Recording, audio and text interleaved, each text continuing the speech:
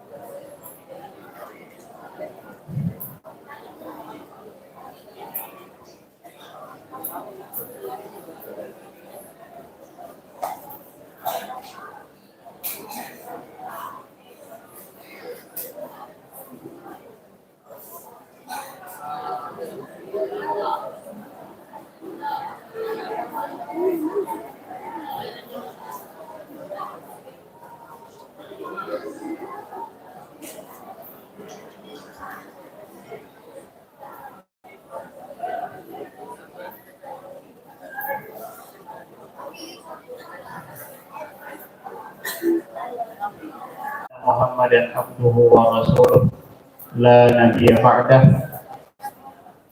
Allahumma 'allimna ma yanfa'una wanfa'na bima 'allamtana wa zidna ilman ya arhamar rahimin.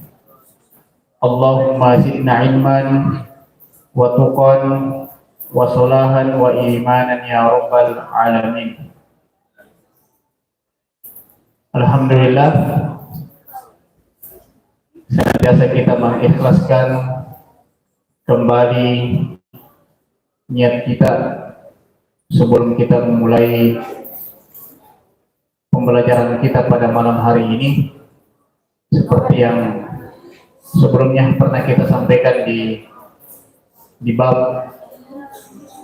atau di hadis yang pertama, bagaimana pentingnya kita untuk senantiasa selalu men-upgrade, untuk senantiasa memperbaharui niat kita ya, dalam setiap perbuatan kita ya, karena sesungguhnya seperti yang disampaikan sebelumnya ya, fungsi daripada niat itu adalah at-tamyiz, sebagai pembeda ya, mana perbuatan yang mendapatkan pahala dan mana perbuatan yang sifatnya tidak mendapatkan pahala di sisi Allah Subhanahu wa taala.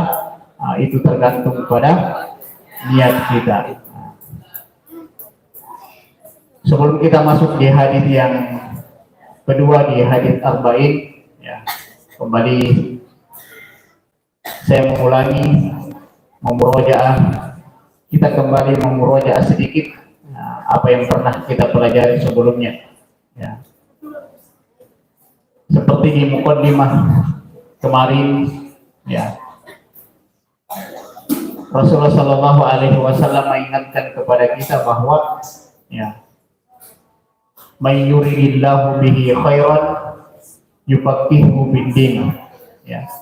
Kata Nabi Shallallahu Alaihi Wasallam, siapa yang Allah Subhanahu wa taala inginkan kebaikan kepada seseorang ya, ketika Allah Subhanahu wa taala menginginkan kebaikan itu ada pada kita, ketika Allah Subhanahu wa taala meridhoi langkah-langkah kita ya, maka kata Nabi sallallahu alaihi wasallam, yufaqihu fid-din, Allah Subhanahu wa taala akan menanamkan rasa cinta di dalam hati kita. Allah Subhanahu wa taala akan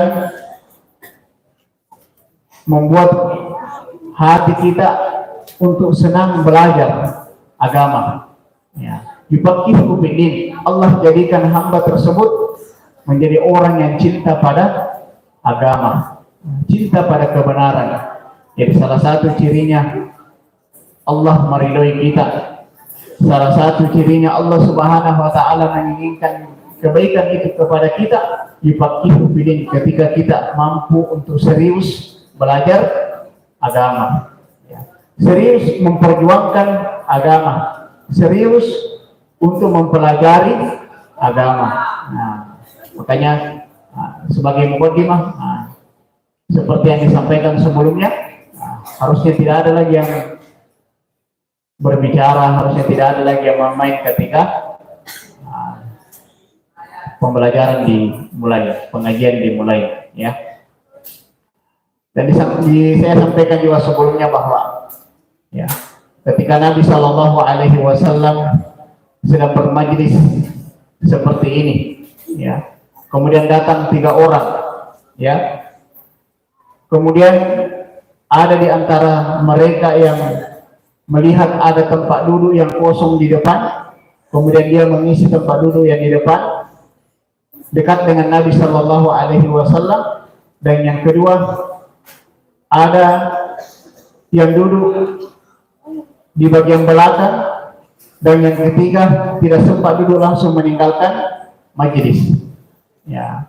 Kemudian Nabi Shallallahu Alaihi Wasallam bertanya kepada sahabatnya, ya, apakah kalian tahu apa hikmahnya di antara 3 orang yang datang tadi? Ya, maka para sahabat menjawab, tidak wahai Rasulullah. Maka Nabi menjelaskan bahwasanya sesungguhnya orang yang datang pertama tadi dan duduk di bagian depan dekat dengan saya, sesungguhnya itu adalah orang yang menginginkan kebaikan. Maka Allah Subhanahu wa taala juga bersegera mengabulkan untuk memberikan kebaikan kepadanya. Adapun orang yang kedua, Allahu anhu, dia malu-malu duduk di bagian belakang, maka Allah juga malu untuk memberikan kebaikan kepada hamba tersebut. Wa amma tsalis fa'aradallahu anhu. Adapun orang yang ketiga adalah dia tidak sempat dulu langsung meninggalkan majelis, maka kata Nabi Shallallahu Alaihi Wasallam, maka Allah juga akan berpaling darinya karena dia tidak ada niat untuk mau memperbaiki keadaannya di hadapan Allah Subhanahu wa taala. Tidak ada keinginannya untuk merubah sikapnya. Tidak ada keinginannya untuk merubah hal-hal yang tidak baik sebelumnya kepada yang lebih baik, maka Allah juga akan berpaling darinya. Jadi tergantung bagaimana niat kita. Kita hadir di tempat ini, kita hadir di pondok ini, apa yang menjadi keinginan besar kita, apa yang menjadi niat besar kita, maka sesuai itu juga yang Allah Subhanahu wa taala akan memudahkan kita untuk mencapai daripada apa yang kita niatkan. Baik, kita masuk pada hadis yang kedua, ya. Al-hadits tsani, al-Islam wal iman wal ihsan. An Umar radhiyallahu anhu aidan qala. Hadis ini juga diriwayatkan oleh Umar bin Khattab radhiyallahu anhu, bahwasanya bainama nahnu julusun inda Rasulillah sallallahu alaihi wasallam, bahwasanya Umar menyampaikan dia pernah duduk bersama para sahabat yang lain bersama Rasulullah sallallahu alaihi wasallam pada yomin, pada suatu hari, ya. Jadi pada suatu hari Rasulullah sallallahu alaihi wasallam bersama para sahabatnya, termasuk Umar bin Khattab yang meriwayatkan hadis ini, pernah duduk bersama Rasulullah sallallahu alaihi wasallam. Ittala alaina rajulun syadidun bayadith thiyab. Kemudian tiba-tiba datang seseorang yang memakai pakaian putih, ya, maksudnya memakai pakaian putih yang bersih, ya. Nah, pakaian putihnya itu seolah-olah dia tidak pernah, bukan orang yang tinggal jauh dari masjid, ya. Sawadi syarif, kemudian rambutnya hitam, maksudnya rambutnya di sini masih rapi. Berbeda mungkin kalau orang yang dari jauh, kadang ketika sampai di suatu tempat, mungkin rambutnya sudah yang sebelumnya bagus sisirnya, akhirnya berantakan ketika sampai di tempat yang hendak ditujunya. Ya, la yura alaihi atharus safar. Ya. Kemudian Umar menjelaskan bahwa ketika dilihat dari tanda-tandanya, dia bukan orang yang dari perjalanan jauh, ya. Bahwasanya seolah-olah pemuda yang datang ini adalah orang yang tinggal di dekat masjid, di dekat tempat Nabi Shallallahu Alaihi Wasallam berkumpul. Akan tetapi wala ya'rifuhu minna ahadun, tetapi tidak ada di antara sahabat yang mengenal pemuda ini. Ya. Tidak ada yang mengenal pemuda ini. Ya. Hatta jalasa ila Nabi Sallallahu Alaihi Wasallam, sampai duduk di hadapan Rasulullah Sallallahu Alaihi Wasallam. Ya. Fa asnada rukbataihi ila rukbataihi. Kemudian, ya, lututnya, ya, bersama lutut Nabi Sallallahu Alaihi Wasallam. Ya. Kemudian wawadu akaffaihi ala fakhidhi. Kemudian telapak tangannya disimpan di atas paha Rasulullah Sallallahu Alaihi Wasallam. Ya. Maka ketika para sahabat tentunya heran ketika melihat pemuda ini. Ya. Tiba-tiba datang dan seolah-olah adalah orang yang dekat dengan Rasulullah Sallallahu Alaihi Wasallam. Ya. Sebagai, ya, sebelum kita baca tuntas daripada hari ini, kita jelaskan sedikit demi sedikit dari setiap apa yang kita baca. Ya. Maka di antara sunnah kita menuntut ilmu, ya, dianjurkan kita untuk dekat dengan guru. Ya. Dekat dengan guru. Ya. Seperti yang dipraktekkan oleh malaikat ini, malaikat Jibril ini adalah ketika dia hendak bermajlis bersama Rasulullah Sallallahu Alaihi Wasallam, ikut dalam majlis tersebut, dia adalah orang yang paling dekat duduk dengan Nabi Sallallahu Alaihi Wasallam. Seperti yang disampaikan di awal tadi, bahwa seperti orang yang tiga pemuda yang datang tadi, dia duduk, yang pertama duduk di paling depan, maka Allah Subhanahu wa Ta'ala juga akan menyegerakan kebaikan kepada orang yang datang dengan niat yang baik dan semangat yang luar biasa. Maka Allah Subhanahu wa Ta'ala juga akan menyegerakan kebaikan untuknya. Ya. Maka di antara hal yang dianjurkan, tidak terlalu jauh dari guru ketika kita belajar. Ya, makanya biasanya itu orang yang di belakang duduk paling mudah mengantuk, ya, mudah bercerita, mudah keluar dari majelis, ya, karena dia jauh dari guru, jauh dari orang yang menyampaikan ilmu. Maka di antara adabnya adalah bagaimana kita dekat dengan guru. Ya. Tapi inti daripada ilmu itu adalah, ya, dawam muraqabatullahi ta'ala, ya, bisirri wal alaniyah. Ya.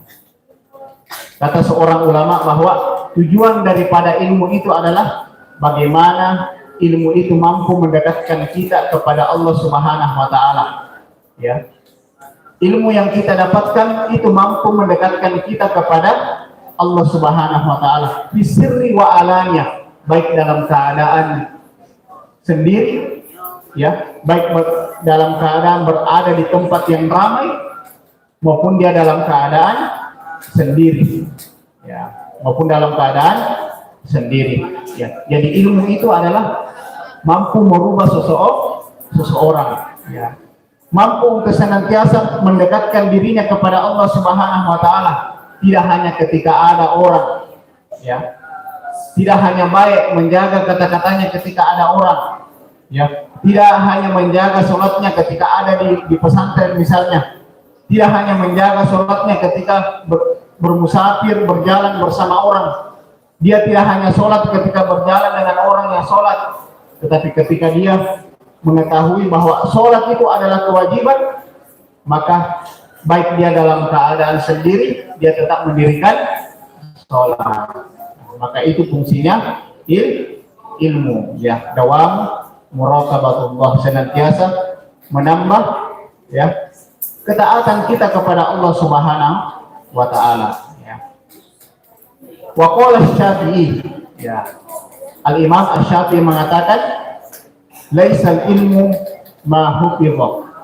Ilmu itu bukan yang kita hafal, ya. Ilmu itu bukan yang sekedar kita pernah mendengarkan bahwasanya ada ustaz yang pernah menyampaikan begini, guru saya pernah menyampaikan begini, tidak boleh meninggalkan sholat. Ustaz saya, pembina saya pernah menyampaikan begini, tidak boleh kita menyakiti saudara kita. Guru saya pernah menyampaikan bahwa kita harus saling menyayangi, mengasihi antara satu dengan yang lain. Tetapi dia hanya sekedar mengingat, dia hanya sekedar mengetahui. Nah, tetapi Al-Imam Asy-Syafi'i mengatakan bahwasanya al-ilmu ma nafa'a. Al-ilmu itu adalah apa yang bermanfaat untuk kita, apa yang bermanfaat untuk dirinya. Itulah yang disebut dengan ilmu. Ya. Ada ungkapan yang lain juga mengatakan, al-ilmu laisa fis sutur. Ya, ilmu itu bukan hanya apa yang kita tulis. Ya, ilmu itu bukan sekedar apa yang setiap kita pengajian kita tulis. Akan tetapi ilmu itu adalah yang sampai kepada hati kita, ya. Ilmu yang sampai ke hati, itulah yang disebut dengan ilmu.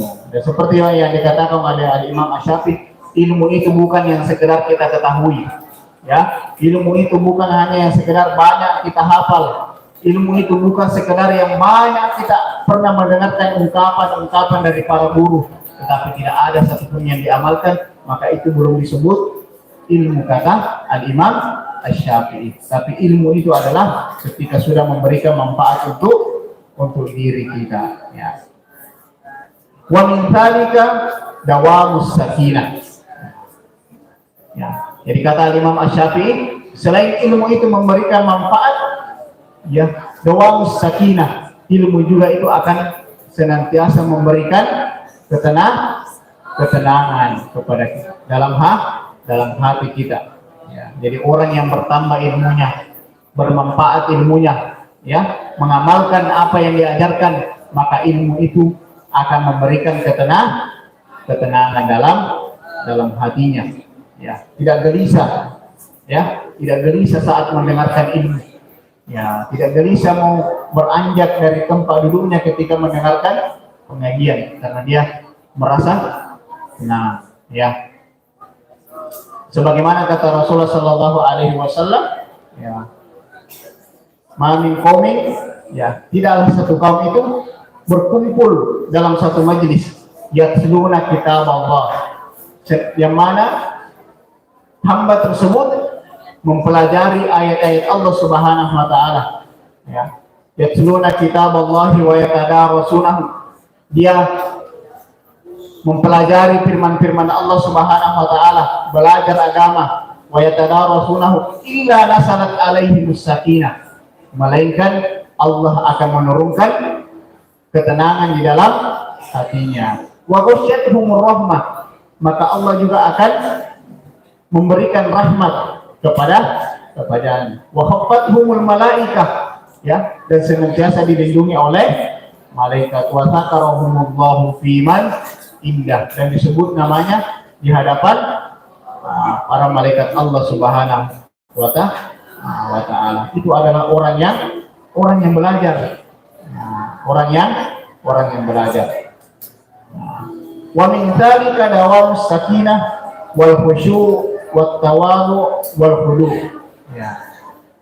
Kata Imam Asy-Syafi'i, ilmu itu adalah ilmu yang bermanfaat, ya, ilmu yang memberikan manfaat, ilmu yang bisa memberikan ketenangan. Yang kedua, wal khusyuk, dan ilmu yang bisa membuat kita khusyuk beribadah kepada Allah Subhanahu wa taala. Dan yang keempat adalah ilmu yang bisa membuat kita tawadu, ya. Ilmu yang bisa membuat kita tawadu wal khudu, dan tunduk kepada Allah Subhanahu wa taala, tunduk kepada kebenaran, ya. Jadi ilmu itu, ya, baru bisa dikatakan ilmu itu bermanfaat ketika mampu mendekatkan diri kita kepada Allah Subhanahu wa taala. Ilmu itu bisa dikatakan ilmu yang bermanfaat ketika kita tenang di dalam belajar. Ilmu itu bisa dikatakan bermanfaat. Ilmu itu ketika ilmu itu bisa membuat kita lebih bijaksana, ya. Nah, makanya ketika kita sudah berilmu, ya, sudah pernah belajar, harusnya sudah bisa merubah sikap kita. Harusnya sudah bisa merubah keadaan kita. Wa qala Umar radhiyallahu anhu, ya, dan Umar radhiyallahu anhu berkata, ya, ta'allamul ilma, ya, belajarlah, ya, belajarlah ilmu. Fa inna lahu sakinah, karena ketika kau belajar itu ada ketenangan, ya, ada ketenangan yang dalam hati kita. Makanya ketika kita belajar, ya, ketika kita senantiasa di dalam menuntut ilmu, ya, harusnya selalu memperbaiki, selalu meluruskan niat yang pertama agar ilmu yang kita dapatkan itu bisa bermanfaat. Ya, seperti yang disampaikan sebelumnya, salah satu orang yang ikhlas di dalam mencari ilmu, orang yang ikhlas menuntut ilmu adalah ilmu yang tidak pernah, salah satu cirinya adalah ketika dia ikhlas datang di tempat belajar, dia tidak pernah sulit untuk melupakan ilmu yang dia dengar, ilmu yang didengarkan pada saat hadir belajar. Ya, makanya ketika kita belajar hadir di sini, sudah disampaikan sebelumnya, bagaimana kita selalu mengikhlaskan niat kita.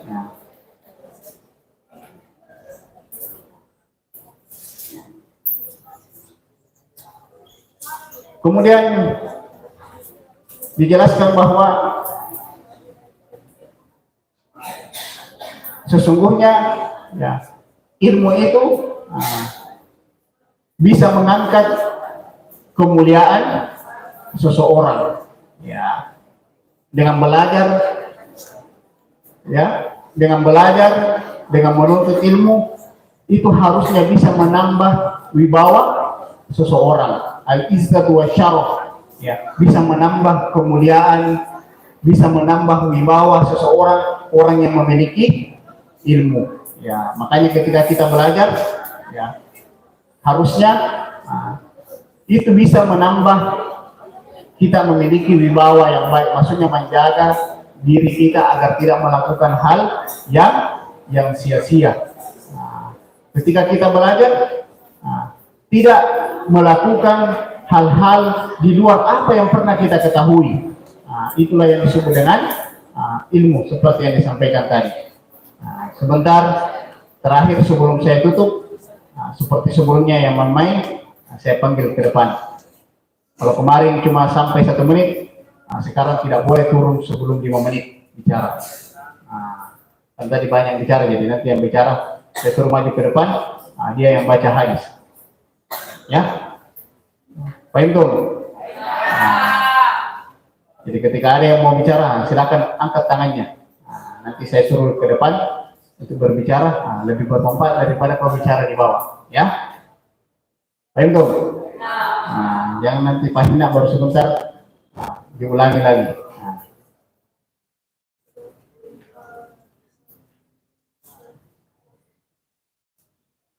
Makanya kenapa Allah Subhanahu wa taala mengatakan yarfa'illahu alladziina aamanu minkum walladziina utul ilma darajat. Ya, wa qala Ibnu Abbas al ulama fawqal mu'minin. Ya. Kenapa Allah Subhanahu wa taala mengatakan orang yang berilmu itu senantiasa diangkat derajatnya di sisi Allah Subhanahu wa taala. Diangkat derajatnya di tengah-tengah dia berada di lingkungannya. Karena kenapa? Ketika dia menjadi orang yang berilmu, maka senantiasa menambah kekhusyuannya, senantiasa menambah kedekatannya kepada Allah Subhanahu wa taala, dan senantiasa menjaga sikapnya tawadhu, ya, senantiasa memiliki sifat-sifat yang baik. Itulah hakikatnya orang yang berilmu, yang ilmunya itu bermanfaat untuk dirinya. Bahkan waqala Ibnu Abbas, bahkan Ibnu Abbas mengatakan, ya, al ulama fawqal mu'minin, orang yang ahli ilmu itu senantiasa lebih mulia, ya, minal amil, dari orang yang ahli ibadah, yaitu orang-orang yang berilmu. Wa qala ta'ala qul hal yastawil ladzina ya'lamuna wal ladzina la ya'lamun. Ya, bahkan Allah Subhanahu wa taala mengatakan sesungguhnya tidak sama, ya, orang yang pernah belajar, orang yang pernah mendengarkan ilmu dan mengamalkan daripada ilmunya dibanding orang yang tidak pernah belajar. Dalam artian harusnya sudah berbeda sikapnya, ya, harusnya sudah berbeda karakternya. Orang yang pernah belajar dan orang yang tidak pernah belajar harusnya berbeda kualitas ibadahnya. Orang yang pernah belajar dan orang yang belum pernah belajar harusnya berbeda tata cara pengucapannya. Orang yang pernah belajar dan orang yang belum pernah belajar. Jadi jangan sama, ya, kita yang pernah belajar tapi sama saya sikapnya dengan orang yang tidak pernah belajar, ya. Kualitas ibadah kita sama saja orang yang belajar dan orang yang tidak pernah belajar. Ya, jadi harusnya ada yang bisa, harusnya kita lebih unggul, lebih baik, ya, ketika kita sudah pernah belajar. Makanya di dalam hadis ini, ya, pokoknya hadza haditsun azim. Ini adalah hadis yang mulia. Ya. Kenapa dikatakan hadis ini adalah hadis yang mulia? Karena kata Nabi Shallallahu Alaihi Wasallam di akhir hadis mengatakan, Fa inna Jibril atakum yu'allimukum dinakum. Karena sesungguhnya Jibril yang datang langsung mengajarkan kepada kalian tentang agama kalian. Jadi hal yang paling mulia adalah ketika kita berada di dalam majelis ilmu. Kata Rasulullah Sallallahu Alaihi Wasallam, wa idza marartum radin min riyadil jannah farta'u biha. Ya. Ketika kalian sedang berjalan, ya, dan mendapati taman-taman surga, maka hendaklah kalian tinggal duduk di taman-taman surga tersebut. Wa qala wa ma hiya riyadul jannati ya Rasulullah, yang mana itu yang disebut dengan taman-taman surga wahai Rasulullah? Maka Rasulullah Sallallahu Alaihi Wasallam menjawab, al-halaqatu dzikr, yaitu adalah halaqah yang mengingatkan kita kepada Allah Subhanahu Wa Taala. Halaqah perkumpulan-perkumpulan yang senantiasa mengingatkan kita belajar untuk senantiasa mendekatkan diri kepada Allah Subhanahu Wa Taala. Ya, maka digambarkan oleh Rasulullah Sallallahu Alaihi Wasallam, majelis ilmu itu adalah bagian di antara taman-taman surga yang dicintai oleh Allah Subhanahu wa taala, ya. Makanya ketika kita belajar, ya, dipergunakan yang baik, ya. Kata yang pernah kita sampaikan di awal-awal pertemuan, malaikat akan mendoakan, orang mengaminkan doa-doa kita ketika kita hadir di majelis yang seperti ini, ya. Baik, saya cukupkan sampai sini saya, ya. Saya mau memanggil tadi, ya, yang paham, ya, untuk menyampaikan apa yang dipahami, ya. Anta.